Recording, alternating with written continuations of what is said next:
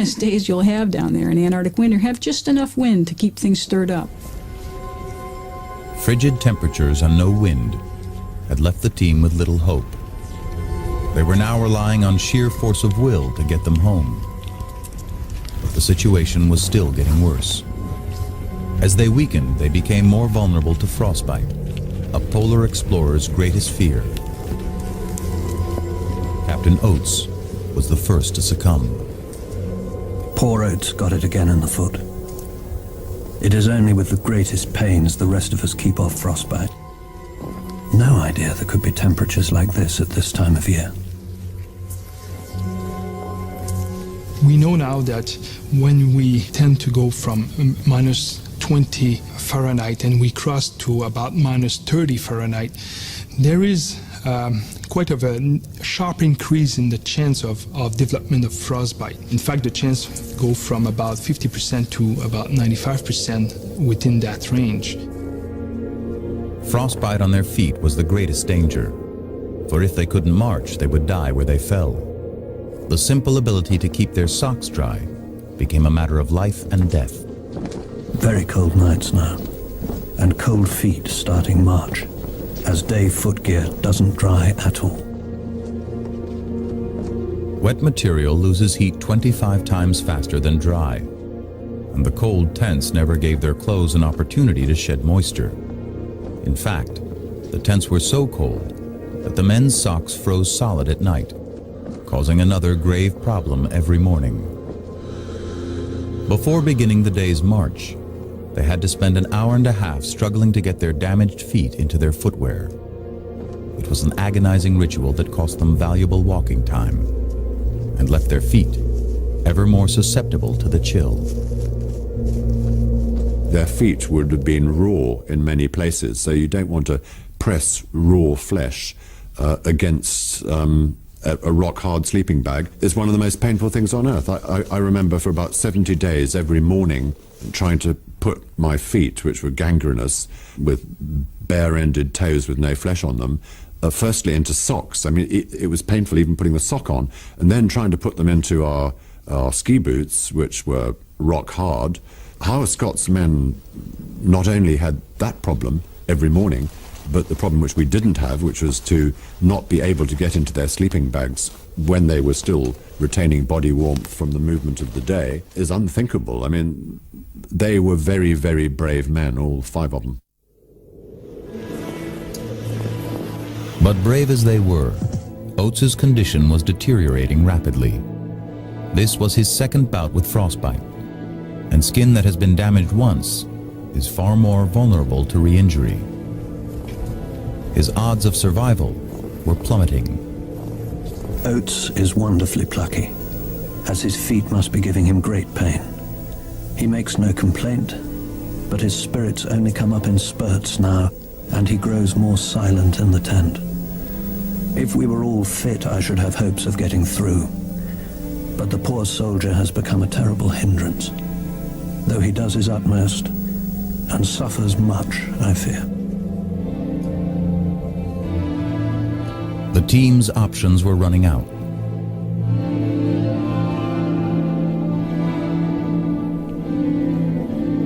On March 10th, Oates asked Wilson whether he had any chance of pulling through. The doctor said he didn't know. In point of fact, he has none. Apart from him, if he went under now, I doubt whether we could get through. The weather conditions are awful, and our gear gets steadily more icy and difficult to manage. The party had endured 13 days of temperatures below -30. In such conditions, water freezes in under a minute. Fingers bond instantly to metal. Humans exist here at the very margins of survival. Oates is very near the end, one feels. He is a brave fellow and understands the situation, but he practically asked for advice. Nothing could be said but to urge him to march as long as he could.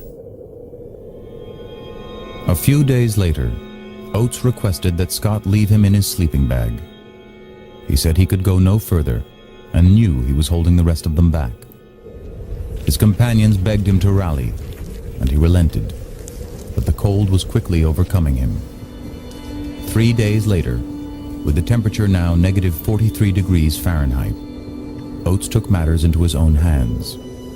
Oates slept through the night, hoping not to wake. But he woke in the morning. It was blowing a blizzard. He said, "I'm just going outside and maybe some time." He went out into the blizzard, and we have not seen him since. We knew that poor Oates was walking to his death, but though we tried to dissuade him, we knew it was the act of a brave man and an English gentleman. We all hope to meet the end with a similar spirit, and assuredly the end is not far. Their group was down to 3, but only 160 miles separated them from the safety, warmth, and food at Cape Evans. If the cold broke and they could increase their daily mileage, they might still have a chance. 11 miles a day would mean only 2 more weeks on the ice.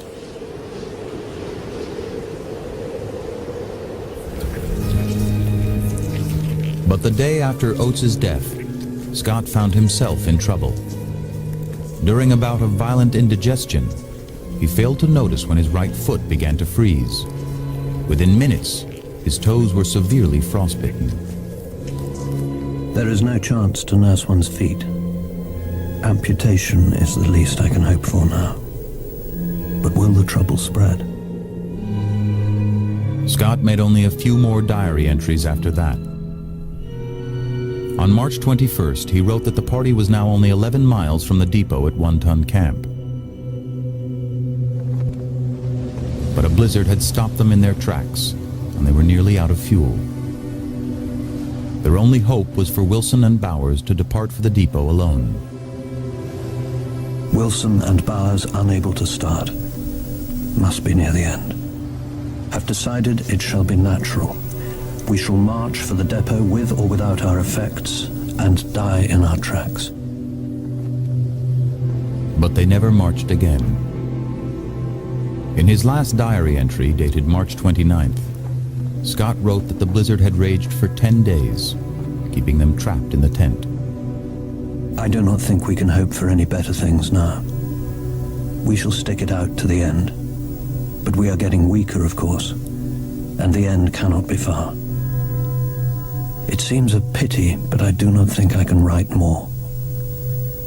For God's sake, look after our people.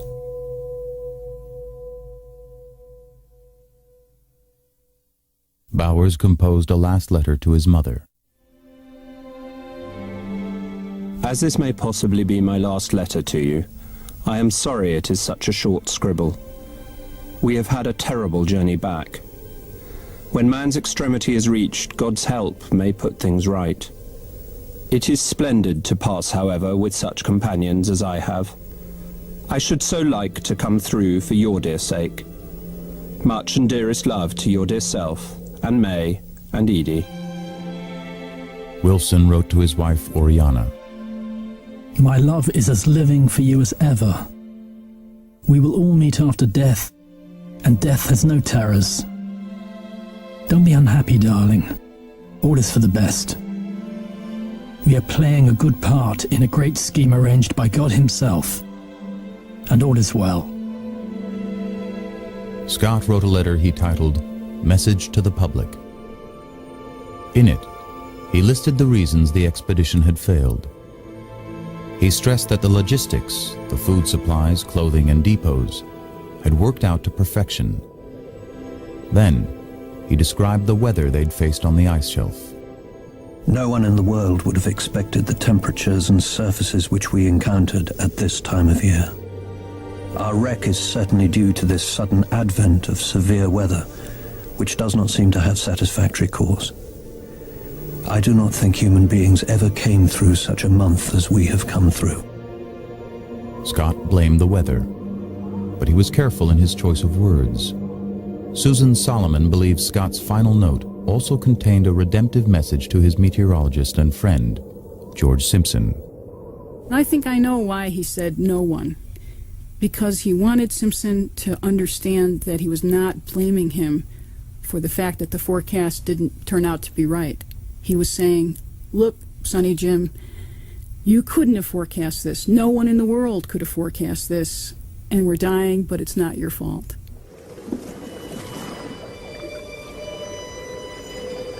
Prior to his departure, Scott had briefed the support teams that the Polar Party would return to Cape Evans by late March. As the days turned into weeks, the 13 men back in the hut grew increasingly worried.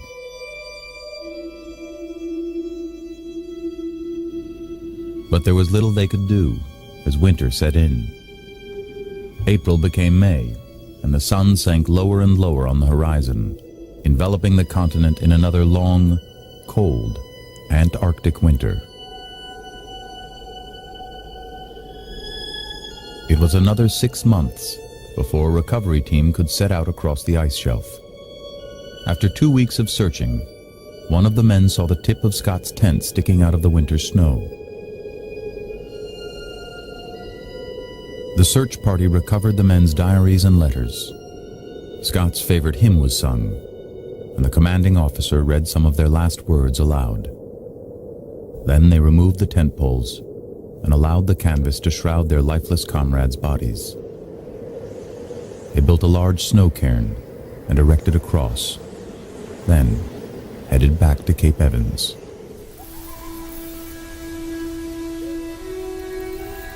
It took a year for the news of Scott's death to reach George Simpson. Simpson had seen Scott off from Cape Evans, but soon after had been recalled from Antarctica and sent to work at the British Meteorological Office in India.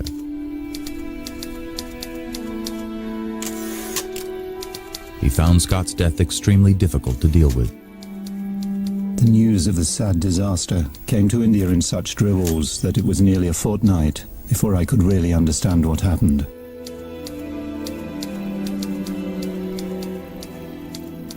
I could not have imagined that the sad news would have affected me so much. Simpson began reviewing all his records and forecasts, trying to see for himself what had gone wrong.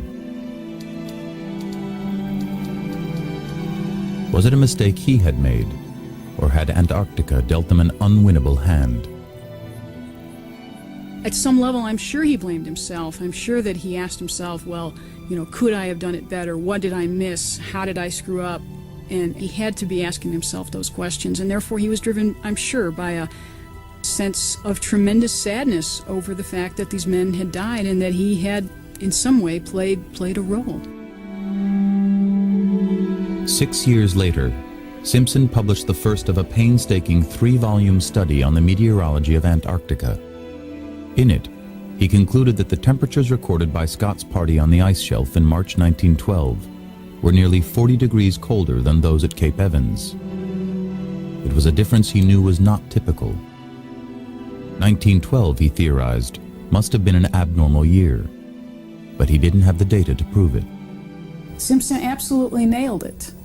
He not only figured out what the weather should have been like for the Polar Party, but he also looked at what they actually experienced and understood how unusual it was. He figured out that they would have made it back in about 9 out of 10 years.